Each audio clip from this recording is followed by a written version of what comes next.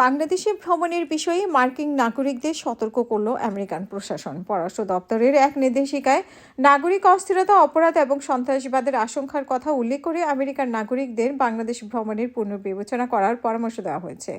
18 April জারি করা এই নির্দেশিকায় বাংলাদেশের বেশিরভাগ অংশকে লেভেল 3-তে রাখা হয়েছে, যার অর্থ বাংলাদেশে ভ্রমণের কথা পুনর্বিবেচনা করেন।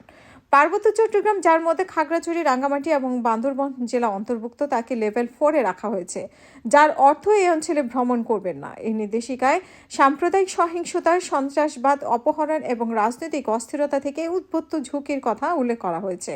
যদিও বৃহৎ আকারে সংঘর্ষের ঘটনা হ্রাস পেয়েছে, তবুও বাংলাদেশ জুড়ে বিক্ষোভ ও প্রতিবাদ অব্যাহত রয়েছে।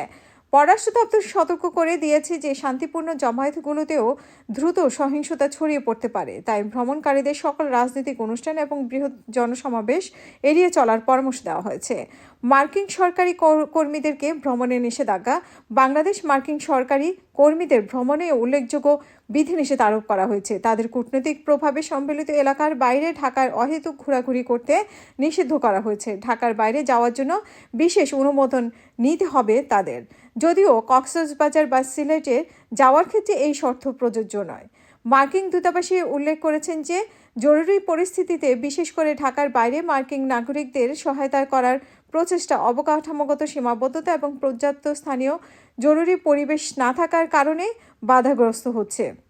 যেসব কারণে মার্কিন নাগরিক এখনও বাংলাদেশ ভ্রমণ করতে চান, তাদের জন্য বেশ কিছু গুরুত্বপূর্ণ সতর্কবার্তা অবলম্বন করার আহ্বান জানিয়েছেন পররাষ্ট্র দপ্তর থেকে।